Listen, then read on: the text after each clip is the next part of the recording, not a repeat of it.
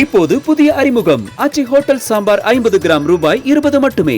ராஜ்யசபா தேர்தலில் அதிமுக சார்பில் தம்பிதுரை மற்றும் அன்புமணி தேர்வு செய்ய இருப்பதாக தகவல் கிடைக்கப்பெற்றிருக்கிறது. கூடுதல் விவரங்களை எமது செய்தியாளர் தாயுமானவன் வழங்கிட கேட்கலாம். தாயுமானவன், இதற்கான அதிகாரப்பூர்வ அறிவிப்பு எப்போது வெளியாகும் என்று எதிர்பார்க்கலாம்? அதிமுக தரப்பிலிருந்து என்ன சொல்லப்பட்டிருக்கு? தமிழகத்துல 6 ராஜ்யசபா உறுப்பினர்கள் பதவிகள் என்பது காலியாக இருக்கிறது. அதிமுக தரப்புல மூத்த தலைவராக இருக்கக்கூடிய தம்பிதுரை மற்றும் கூட்டணி கட்சி தலைவராக இருக்கக்கூடிய ஜி.கே. வாசன் ஆகியோரது பதவிக்காலம் என்பது நிறைவடைய இருக்கிறது. இந்த நிலையில தான் அதிமுக தரப்புல 2 புதிய ராஜ்யசபா உறுப்பினர்களை தேர்வு செய்யக்கூடிய பணிகள் என்பது கட்சி வட்டாரத்துல மும்முரமாக ஈடுபட்டு வருகிறது.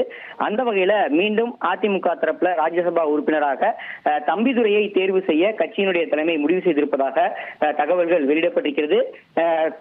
அதிமுகவுடைய டெல்லி பிரதிநிதியாக தம்பிதுரை தொடர்ந்து செயல்பட்டு வரக்கூடிய ஒரு சூழல்ல அதிமுக மூத்த தலைவர் தம்பிதுரைக்கு மீண்டும் ராஜ்யசபா உறுப்பினராக அதிமுக தரப்புல தேர்வு செய்ய முடிவு என்பது வழங்கப்பட்டிருக்கிறது.